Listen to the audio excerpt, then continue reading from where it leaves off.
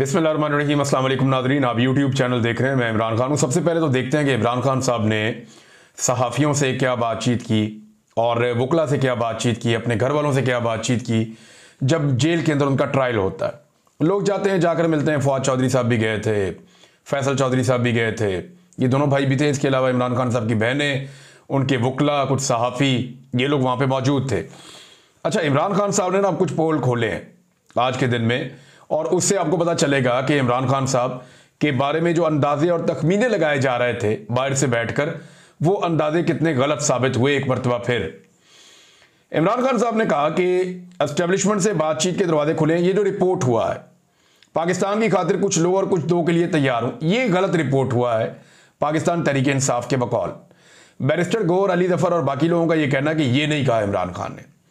इमरान खान ने कहा, मैं कोई गिव एंड टेक नहीं करना चाहता, मुझे कोई जाती तौर पे डील नहीं चाहिए, लेकिन मैं पाकिस्तान की खातिर एस्टेब्लिशमेंट के साथ बातचीत करने के लिए तैयार हूं, और पाकिस्तान के लिए अगर मुझे कुछ छोड़ना पड़ता है तो मैं छोड़ दूंगा। ये इमरान खान साहब ने पहले भी कई मरतबा कहा है। लेकिन इमरान खान साहब से मांगा क्या जाता है, ये भी आज उन्होंने बताया, और बाहर आकर उनकी बहन ने सारा बताया कि कौन सी 3 बड़ी चीजें हैं जो इमरान खान साहब से मांगी गई, और उसके जवाब में इमरान खान साहब ने एस्टेब्लिशमेंट को क्या पैगाम दिया कि जनाब आप ये 3 चीजें मांग रहे हैं, मेरा इस पे ये जवाब है। अब अली जफर साहब ने मीडिया को बताया कि इमरान खान ने वादे किया कि अपने लिए कोई मुझे गिव एंड टेक नहीं चाहिए, अपने लिए कोई लेने और देने की पॉलिसी नहीं है। इमरान खान ने कहा, मेरे दरवाजे एस्टेब्लिशमेंट से बातचीत के लिए खुले हैं, बातचीत करने के लिए तैयार हूं, पाकिस्तान में इत्तेहाद की खातिर किसी भी वक्त मुज़ाकरात के लिए तैयार हूं, मैं सिर्फ इंसाफ चाहता हूं, मेरे केसेस जल्दी से जल्दी सुने जाएं। ये तो हर मुल्जिम का हक है कि वो अदालत से कहे कि मुझे जल्दी इंसाफ दिया जाए।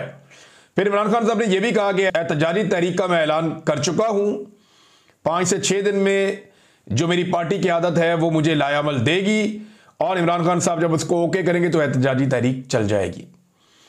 अच्छा, ये इमरान खान साहब बार बार अपनी पार्टी को कह रहे हैं कि तगड़े हो जाओ, अब हमने पूरे पाकिस्तान में एहतजाज करना है। ये बात जो है वो अलीमा खान साहिबा ने भी बाहर आकर पैगाम दिया कारकुनों को, और हर तरफ से यही पैगाम आ रहा है कि इमरान खान साहब कह रहे हैं कि हम मजबूती के साथ खड़े हैं, अब वक्त आ गया है, आप फैसला करें कि आपने मजबूत होकर पाकिस्तान के लिए खड़े होना है। अगर आपको खौफ है, वजन नहीं उठा सकते, तो इन ओहदों से अलग हो जाएं, ताकि वो लोग आकर काम कर सकें जो ये बोझ बर्दाश्त कर सकते हैं। ये बड़ा क्लियर स्टेटमेंट है इमरान खान साहब का। यानी सादी बात यह है कि डट जाओ या हट जाओ, या तो रास्ते से हट जाए ना, बाकियों के लिए रास्ता छोड़ें, वो आके लड़ें, तो या फिर डट जाओ, डट के खड़े हो जाओ। रेसलिंग में आपने देखा है कि जो पहलवान होता है, जब वो नहीं लड़ पा रहा होता, तो वो जो WWF वाली रेसलिंग हम बचपन से देखते हैं, तो वो दूसरे पहलवान को हाथ लगाता है और हट जाता है बीच में से कि मैं मुकाबला नहीं कर पा रहा, मेरे से नहीं लड़ा जा रहा, तो मैं दूसरे पहलवान को हाथ लगा रहा हूं, ये अंदर आ जाए और आकर मुकाबला कर ले। अब यही जो है वो आलिया हमजा ने भी कहा था, यही इमरान खान साहब भी बात कर रहे हैं कि डट जाओ या हट जाओ, तगड़े हो जाओ और मुकाबला करो। पूरे पाकिस्तान के अंदर एक बड़ी तहरीक चलाने का इमरान खान साहब ने ऐलान कर दिया है। अब अलीमा खान साहबा ने क्या बताया कि वो कौन सी 3 चीजें हैं जो इमरान खान साहब से मांगी गई, और तीनों उन्होंने याद कर करके मीडिया को बताई बाहर आकर। एक उन्होंने कहा, जी इमरान खान से पहला जो मुतालबा है जो एस्टेब्लिशमेंट की जानिब से किया गया था, वो ये था कि 3 साल के लिए आप चुप हो जाएं।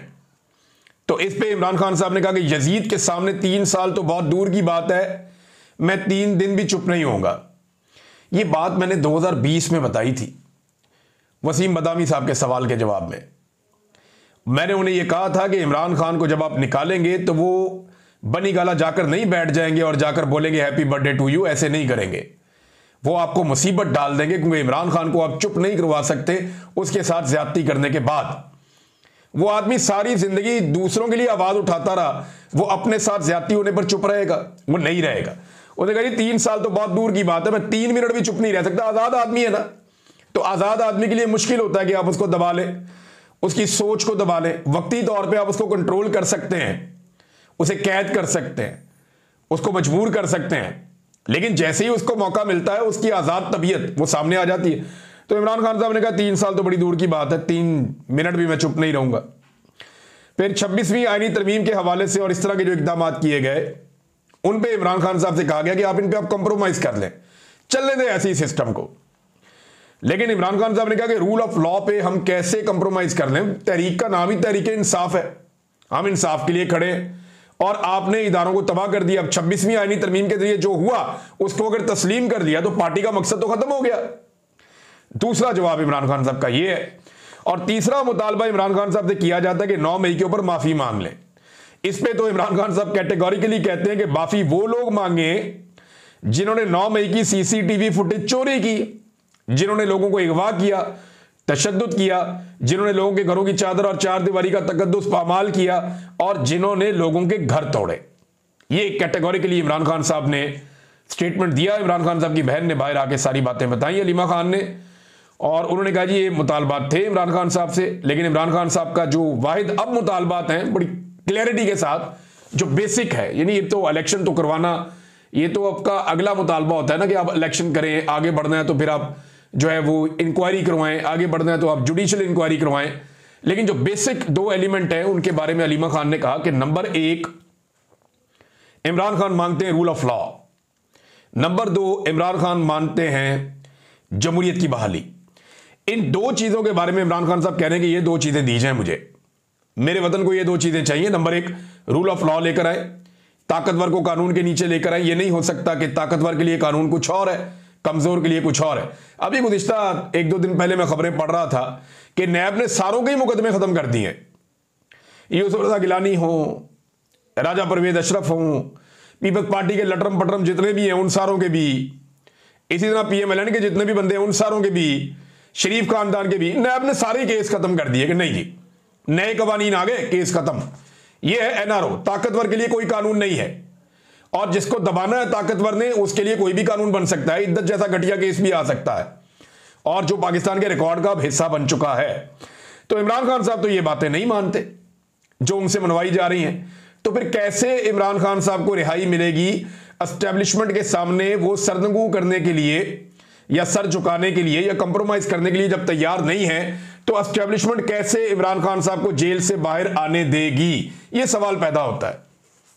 लेकिन अगर इसमें इमरान खान साहब जेल से बाहर आ गए तो फिर एस्टेब्लिशमेंट सर्वाइव कैसे करेगी अगर इमरान खान साहब अपने इसी मौक़िफ़ के ऊपर डट गए? तो यह सवाल पैदा होता है। तो इमरान खान साहब का जो केस है, ये तहरीक इंसाफ वालों के लिए एक अच्छी खबर है कि वो केस लग गया है, और 5 जून के लिए लग गया है, यानी ईद से 2 दिन पहले इमरान खान साहब का केस सुना जाएगा इस्लामाबाद हाई कोर्ट में। ये केस अब लग चुका है, इसके बारे में खबर आ चुकी है, लेकिन मुझे ऐसे कोई उम्मीद नहीं है। बहुत मुमकिन है कि नैब कह दे जी हमें टाइम चाहिए, आप एक पेशी और डाल दें और ईद के बाद की कहेंगी फिर आगे डेट चली जाए। लेकिन हफीज नियाज़ी साहब हैं, कुछ और लोग हैं, वो अभी तक बज़िद हैं कि इमरान खान साहब ईद से पहले रिहा हो जाएंगे। क्या वाकई ये फैसला हो चुका है? तो इसके बारे में कुछ मैं इसलिए नहीं कह सकता कि जो ये फैसला है वो एस्टेब्लिशमेंट ने करना है, अदालत ने तो करना नहीं है। अगर अदालत में और कानून और इंसाफ के मुताबिक होता तो मैं आपको पहले ही बता चुका हूं कि इमरान खान साहब को तो पिछले साल अगस्त में, सितंबर में बाहर आ जाना चाहिए था, बल्कि उससे पहले बाहर आ जाना चाहिए था जब उनके सारे केसेस खत्म हो गए थे। लेकिन फिर भी वो बाहर नहीं आए। तो एस्टेब्लिशमेंट ने अगर ये फैसला कर लिया कि मजीद गंद नहीं डालना, तो फिर तो इमरान खान साहब बाहर आ सकते हैं, लेकिन एस्टेब्लिशमेंट इमरान खान साहब का बोझ उठा पाएगी? ये भी एक बड़ा सवाल है। वो डरते भी बहुत हैं, स्पेशली पाकिस्तान की जो फौजी क़यादत है, जनरल आसिम मुनीर, उनके बारे में एक टाउट ने अभी क्लेम किया, और वो क्लेम अभी तक वापस नहीं हुआ, कि आसिम मुनीर सख्त नफरत करते हैं इमरान खान से, क्योंकि फौजी क़यादत का लफ्ज़ इस्तेमाल किया तो वो तो आसिम मुनीर ही है ना। आर्मी चीफ तो आसिम मुनीर है, फील्ड मार्शल आसिम मुनीर है, फौजी क़यादत वही है। तो उनके बारे में लफ्ज़ इस्तेमाल किया कि वो इमरान खान से शदीद नफरत करते हैं। तो कोई तरदीद नहीं आई अभी तक दोनों तरफ से, ना तो टाउट्स की जानिब से आई और ना जिनके टाउट्स हैं उनकी जानिब से आई। बहरहाल मखसूस नशिस्तें छीनने का सिलसिला जो है वो स्पीड जारी है। पूरी कोशिश की जा रही है कि जितनी जल्दी हो सके मखसूस नशिस्तें छीन ली जाएं। अब इसके लिए जो है वो सुप्रीम कोर्ट ऑफ पाकिस्तान में जज मिलकर जोर लगा रहे हैं। ऐसा लग रहा था कि केस जो है वो मखसूस नशिस्तें मांगने वाली पार्टियां नहीं लड़ रही, वो जजेस लड़ रहे हैं। और ऐसा महसूस हो रहा था जैसे जजेस एक मखसूस साइड पे खड़े हैं कि नहीं जी सीटें हमने देनी है PDM की जमातों को, एस्टेब्लिशमेंट की ख्वाहिश के मुताबिक नून लीग को देनी है, पीपल्स पार्टी को देनी है, MQM को, फजल रहमान को देनी है। तो भरपूर कोशिश हो रही है और बहुत जल्दी है। जल्दी ऐसे है कि ये चाहते हैं कि शायद ईद से पहले ही सीटें दे दी जाए, मखसूस नशिस्तें पीएमएलएन को, पीपल्स पार्टी को और बाकी पार्टियों को, और देखना इलेक्शन कमीशन अमल दरामद कैसे करेगा। 1 साल हो गया है, 1 साल हो गया है कि अमल दरामद नहीं हो रहा जो फैसला पाकिस्तान तहरीक इंसाफ के हक में आया था। लेकिन अगर यह फैसला तहरीक इंसाफ के खिलाफ हुआ तो आप देखिएगा घंटों के अंदर अमल दरामद हो जाएगा और इलेक्शन कमीशन ऑफ पाकिस्तान फौरी तौर पे अमल दरामद कर देगा। क्योंकि पाकिस्तान तहरीक इंसाफ अपनी कामयाबी जो है वो इसी बात में समझ रही है कि जितना इसको लंबा किया जाए केस को, जितना अदलिया को बेनकाब किया जाए, जितना इस नाइंसाफी को सारी दुनिया के सामने रखा जाए, बस यही अब एक कामयाबी है। लेकिन एस्टेब्लिशमेंट को लगता है कि ये सीटें भी मखसूस नशिस्तें पीएमएलएन को देनी चाहिए। इससे उन्हें लगता है कि उनका काम बन जाएगा या मसला हल हो जाएगा जो उनके साथ दरपेश है गुज़िश्ता 3 सालों से। तो देखें ना, मसला तो हल नहीं हो रहा। एस्टेब्लिशमेंट को पहले लगा इमरान खान को निकालेंगे मसला हल हो जाएगा, नहीं हुआ। फिर उन्हें लगा कि एहतजाज को कुचल देंगे मसला हल हो जाएगा, नहीं हुआ। फिर उन्हें लगा कि पीडीएम को लाकर बैठा देंगे मसला हल हो जाएगा, नहीं हुआ। फिर उन्हें लगा इमरान खान को जेल में डाल देंगे तो मसला हल हो जाएगा, नहीं हुआ। फिर उन्हें लगा कि धांधली करवाकर इलेक्शन से कबल मसला हल हो जाएगा, यानी इलेक्शन के कबल उन्होंने इतनी धांधली की कि लोगों को इलेक्शन ही नहीं लड़ने दिया, मसला हल नहीं हुआ। उन्हें लगा कि इंतखाबी निशान छीन लेंगे मसला हल हो जाएगा, नहीं हुआ। फॉर्म 47 बनाकर उन्हें लगा कि मसला हल हो जाएगा, नहीं हुआ। इगवा से, जबर से, तशद्दुद से, इंसानों की जबरी गुमशुदगियों से और इगवा बराए बयान से उन्हें लगा कि मसला हल हो जाएगा, नहीं हुआ। फिर उन्होंने इद्दत और साइफर जैसे घटिया केसेस बनाए, उन्हें लगा कि अब मसला हल हो जाएगा, मसला हल नहीं हुआ। इमरान खान की बीवी और बहनों को गिरफ्तार करने से मसला हल हो जाएगा, नहीं हुआ। इमरान खान पे जेल में बदतरीन हालात पैदा कर दिए गए, उन्हें बंद कर दिया गया छोटे से सेल में, बिजली बंद कर दी गई, बहुत परेशान किया गया, सहूलियात ले ली गई, उन्हें लगा मसला हल हो जाएगा, मसला हल नहीं हुआ। एस्टेब्लिशमेंट को यह लगा कि एक्सटेंशन मिल जाए आर्मी चीफ को तो मसला हल हो जाएगा, फिर भी नहीं हुआ। 26वीं आईनी तरमीम आने से मसला हल हो जाएगा, मसला फिर भी हल नहीं हुआ। आईनी बेंच बनाकर मर्जी के जजेस लाकर उनका मसला हल हो जाएगा, मसला फिर भी हल नहीं हुआ। अब मखसूस नशिस्तें लेकर 27वीं आईनी तरमीम करेंगे तो मसला हल हो जाएगा, यह मसला हल ही नहीं होना, क्योंकि आप यह मसला हल कर ही नहीं सकते। यह मसला आपका 70 साल से हल नहीं हो रहा और इस वक्त इस मसले का हल पाकिस्तानी अवाम ने ढूंढ लिया है। और इस मसले का एक ही हल है कि अवामी मैंडेट का एहतराम किया जाए, अवामी मुंतखब हुकूमत आए और पाकिस्तान की एस्टेब्लिशमेंट नौकरी करे जिस काम के लिए उन्हें तनख्वाह मिलती है, बस ये मसला हल हो जाएगा। अपने दिमाग से जब तक आप सोचते रहेंगे, ज्यादा सोचते रहेंगे, ये मसला हल नहीं होगा। एक बहुत अजीबोगरीब बात की है जस्टिस मुसर्रत हलाली साहिबा ने। उन्होंने मखसूस नशिस्तों के फैसले में वोट को बुनियादी हक कहा गया, तो उनका कहना जी वोट बुनियादी हक नहीं है, ये उन्होंने कह दिया। अब ये सुनने में तो एक छोटी सी बात है कि वोट बुनियादी हक नहीं है, लेकिन जमहूरियत के अंदर अगर कोई उसकी बुनियाद होती है ना तो वो वोट ही होता है। अगर एक मुल्क में जमहूरियत है तो उसकी बुनियाद वोट के ऊपर है, हर आदमी को वोट का हक होना चाहिए। वो ये कहती है बुनियादी हकूक वो हैं जो लोग लेकर पैदा होते हैं। भाई वोट हर आदमी जब एक स्पेसिफिक उम्र तक पहुंचता है तो वो उसका बुनियादी हक बन जाता है। बच्चा पहले दिन जब पैदा होता है तो तालीम का हक तो उसके पास नहीं होता, यानी वो जिंदा रहने का हक, तहफ़्फ़ुज़ का हक लेकर पैदा होता है, कुछ हकूक उसके होते हैं। लेकिन जब वो 4-5 साल का होता है तो फिर तालीम उसका बुनियादी हक बन जाता है। इसी तरह जब वो थोड़ा और बड़ा होता है तो फलानी चीज उसकी बुनियादी हक बन जाती है। तो जिंदगी में जैसे जैसे स्टेजेस में इंसान आगे बढ़ता है उसके हकूक भी बढ़ते हैं, इसी तरह से जिम्मेदारियां भी बढ़ती हैं। तो जब एक आदमी वोट डालने की उम्र तक पहुंचता है तो वोट डालना उसका बुनियादी हक है। और ये अदालतें बार बार कह चुकी हैं, मैं आपको पढ़ के सुनाता हूं। यहां पे अबू ज़र सलमान नियाज़ी साहब ने बहुत सारी एग्जांपल्स कोट की हैं और ये बहुत परेशान कुन बात है कि मखसूस नशिस्तों के फैसले में कहा गया वोट बुनियादी हक है, जबकि ये बुनियादी हक नहीं है। ये जस्टिस मुसर्रत हलाली साहबा कह रही है। ये वही खातून है जिन्होंने कादी फायद ईसा के साथ मिलकर पाकिस्तान तहरीक इंसाफ से बल्ले का निशान छीना था। और आज उनका ये स्टेटमेंट ये बता रहा है कि निज़ाम क्या सोच रहा है। ऐसा लगता है कि वोट की अहमियत को खत्म करके कोई और निज़ाम लाना चाहते हैं। क्या कोई इस मुल्क में अमीरुल मोमिनीन बनना चाहता है? क्या एक नई बहस शुरू की जा रही है इस मुल्क में?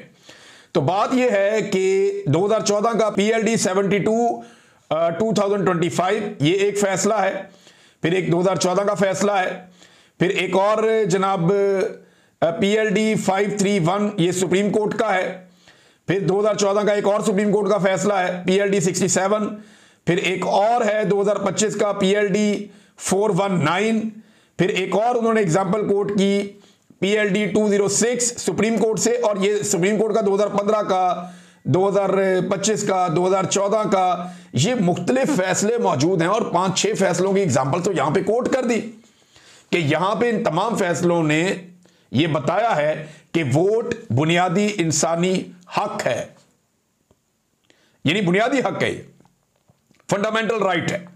लेकिन जो फंडामेंटल राइट होता है ना, उसके खिलाफ आप कोई भी कानून साजी नहीं कर सकते, उसके खिलाफ आप कोई कानून बना ही नहीं सकते, क्योंकि वो फंडामेंटल राइट है, बुनियादी हक है। आइन में लिखे हुए बुनियादी हक को आप किसी तरह भी गसब नहीं कर सकते, कोई कानून उसके खिलाफ आप बना ही नहीं सकते, उससे मुतसादिम आप कोई काम नहीं कर सकते। तो अब ऐसा लगता है जानबूझकर वोट को बुनियादी हक से निकालने की कोशिश की जा रही है, ताकि कल को वोटर्स के खिलाफ या वोट के खिलाफ कुछ भी किया जाए, बुनियादी हक बेशक छीन लिया जाए, हो सकता है आने वाले दिनों में ये वोटर की उम्र ही बढ़ा के 25 साल कर दें। नए वोटरों से ये बहुत परेशान है ना, कुछ भी कर सकते हैं, कोई भी खेल खेल सकते हैं, कोई भी घटिया हरकत कर सकती है ये हुकूमत और एस्टेब्लिशमेंट मिलके। तो पाकिस्तानियों को विजिलेंट रहना पड़ेगा और इन हथकंडों का सामना करना पड़ेगा और इनका मुकाबला भी करना पड़ेगा। अभी अमीनुद्दीन खान साहब को बहुत जल्दी है, जो जज हैं आईनी बेंच के सरबराह, और उन्होंने कहा जी मुझे मालूम है कि आपके दलाइल क्या है। ये फैसल सिद्दीकी साहब को बहुत जल्दी चला रहे थे, वो कहते मैं दलाल दे दूं, उन्होंने कहा जी मुझे मालूम है आपके दलाल क्या है। उन्होंने कहा जी आपको वही आ रही है। ये अदालत के अंदर इस तरह मामला एक्सपोज हो रहे हैं, जजेस उसको तेज तेज चलाना चाहते हैं, फास्ट फॉरवर्ड करना चाहते हैं केस को, और पीटीआई के वकील ये चाहते हैं कि जितना ज्यादा हो हम इस नाइंसाफी को एक्सपोज करें, और वो उसी के लिए बेचारे कोशिश कर रहे हैं। नाज़रीन, PMLN की सूरत क्या है, जरा ये मैं आपको एक तस्वीर दिखाता हूं। ये तस्वीर देखें, इसमें आपको नजर आ रहे हैं नीचे नवाज शरीफ, ऊपर आर्मी चीफ शहबाज शरीफ और मरियम नवाज। अब ये टब्बर अपनी मशहूरी के लिए फील्ड मार्शल की तस्वीर इस्तेमाल करेगा। ये हालात आ गए इनके जूते पॉलिश करने में। और जनाब ये कोई म्यूनिसिपल कॉरपोरेशन है जो ये तस्वीरें लगा रही है, पूरा टब्बर आर्मी चीफ की तस्वीरें लगाकर अपनी सियासत बचाने की कोशिश कर रहा है। ये इनके हालात हो गए हैं। यौम तकबीर का पोस्टर लगा दिया। आर्मी चीफ को सोचना चाहिए कि अगर आज जनरल बाजवा आर्मी चीफ होता तो क्या उसकी फोटो लगी होती या आपकी लगी होती। यह अगर आर्मी चीफ को सोचना चाहिए कि इस साल या अगले साल जब भी वो रिटायर हो जाएं, उसके बाद उनकी कोई फोटो लगाएगा। इज्जत वो होती है जो लोग आपकी जात की करें और अपने दिल से करें। इज्जत वो नहीं होती जो आपकी पोजीशन की वजह से आपको मिलती है। आप किसी भी पोजीशन में हो, आपकी इज्जत होनी चाहिए। इमरान खान कल वजीर आजम था, उसकी वजीर आजम के तौर पे इज्जत थी। आज वो वजीर आजम नहीं है, ये कौम उसकी पहले से ज्यादा बढ़ के दिल से इज्जत करती है। इज्जत वो है जो आप कमाते हैं अपने किरदार के जरिए से, अपनी पोजीशन के जरिए से। इज्जत, ये इज्जत लेना तो कोई मुश्किल नहीं है। आने वाला आर्मी चीफ है, वो भी डंडा चलाएगा, ये सारे बूट पॉलिश उसके साथ मिल जाएंगे, उसके जूते पॉलिश करेंगे। उसके बाद जो आएगा उसके जूते पॉलिश करेंगे, उसके बाद जो आएगा उसके जूते पॉलिश करेंगे। तो ये जूते पॉलिश करवाने से इज्जत नहीं होती, एहतराम नहीं होता। तारीख में अपना अच्छा नाम लिखवाना चाहिए, और तारीख लिखी जा रही है। ये जो कुछ भी हो रहा है सारा कोई रिकॉर्ड हो रहा है, हर चीज सामने आ रही है। और शरीफ खानदान ने अपनी सियासत को किस हद तक बर्बाद कर दिया कि जो सिविलियन सुपरमेसी की बात करते थे, जो आइन और जमहूरियत की बात करते थे, जो इकदार की सियासत की बात करते थे, आज उनकी सियासत सिर्फ इस बुनियाद पे खड़ी है कि आर्मी चीफ का हाथ उनके सर के ऊपर है और आर्मी चीफ की तस्वीर उनके पोस्टर्स के ऊपर लगी हुई है। उन्हें अपना इलेक्शन लड़ने के लिए आर्मी चीफ की फोटो लगानी पड़ती है, फील्ड मार्शल की। वो बेचारे इलेक्शन नहीं लड़ सकते। ये बेचारों के हालात हैं। अब इन हालात के अंदर वो कैसे गुजारा कर सकते हैं? पाकिस्तान की पॉलिटिक्स में सरवाइव करना तो बहुत मुश्किल है। नाज़रीन, पाकिस्तान की तारीख में पहली मरतबा ऐसा हुआ है कि फलस्तीनियों के हक में एहतजाज करने पर जुल्म और जबर का बाजार गर्म कर दिया गया। यानी ये मैं आपको एक सेनेटर मुश्ताक अहमद खान साहब हैं, उनका ट्वीट आपको बताता हूं। ये फलस्तीनियों के साथ इजहार यकजहती करने गए थे। इनकी फैमिली के लोग, खवातीन और बच्चे थे, उन सारों को गिरफ्तार कर लिया गया और अब 10 दिन के लिए जेल भेज दिया गया। और इस बात को यकीनी बनाया जा रहा है कि ईद उनकी जेल में गुजरे। अब यह पहली मरतबा है कि फलस्तीनियों के साथ इजहार यकजहती करने की सजा पाकिस्तान में यह मिल रही है कि जो फलस्तीनियों के साथ इजहार यकजहती करने के लिए खवातीन और बच्चे निकले थे, वो अपनी ईद जो है वो जेल में मनाएं। ये सेनेटर मुश्ताक साहब ने इसके ऊपर कहा कि बेगैरती के ऊपर बेगैरती, शहबाज हुकूमत और उनके सरपरस्तों के इशारे पर हुमैरा तैयबा, शहबाज शरीफ को तो आप बदनाम ही करते हैं सेनेटर साहब, असल में तो सिक्का किसी और का चलता है इस मुल्क में। बताते हैं जी कि नाम ले रहे हैं 7 बच्चों के, बड़ों के, दीगर साथी हैं। गज़ा को 10 दिन के लिए, जो असीरान गज़ा हैं उनको 10 दिन के लिए अडयाला जेल भेज दिया गया है और अगली पेशी ईद उल अज़हा के दिन रख ली गई है। गोया इस बात को यकीनी बनाया गया है कि ये लोग हर सूरत में ईद अडयाला जेल में ही गुजारें। डिप्टी कमिश्नर साहब और मजिस्ट्रेट फरमाते हैं कि उनका जुर्म नाकाबिल ज़मानत है। गोया गज़ा के लिए इस्लामाबाद में आवाज़ उठाना नाकाबिल ज़मानत जुर्म है। इसको कहते हैं इसराइल नवाजी, ये होता है इसराइली लॉबी। हमारी मुज़ाहमत जारी रहेगी। मैं हैरान होता हूँ कि ये इमरान खान को कहते थे लॉबी, इमरान खान के ऊपर ये एलिगेशंस लगाते थे, खुद वही सारे काम कर रहे हैं। अंदाजा करें आप, यानी मैं हैरान होता हूं, इन्होंने जो जो एलिगेशन इमरान खान के ऊपर लगाया ना, वो सारा इनको खुद चाटना पड़ा, वो सारा इनके सामने आ गया। आज पाकिस्तान की एस्टेब्लिशमेंट इस जगह बैठी हुई है कि वो दुनिया को ये साबित करने पे लगी है कि जनाब इसराइल के खिलाफ जो भी पाकिस्तान में एहतजाज करता है, देखें हम निशानी व्रत बना देते हैं और बाकायदा उनके क्लिप्स बनाए जाते हैं, उन्हें गिरफ्तार किया जाता है, उनकी वीडियोस बनाई जाती है और शाबाश वसूल की जाती है। वहां पे एक वफद गया हुआ था, उन्होंने ये बातें की हैं वहां जाके, मैं नहीं कह रहा, ये वो जो वफद गया हुआ था उन्होंने ये बातें की हैं। नाज़रीन, और हालात पाकिस्तान तहरीक इंसाफ के अब ये हैं कि अबूदर सलमान नियाज़ी साहब ने 2 चीज़ें रिपोर्ट की हैं और ये दोनों चीज़ें बड़ी खौफनाक हैं।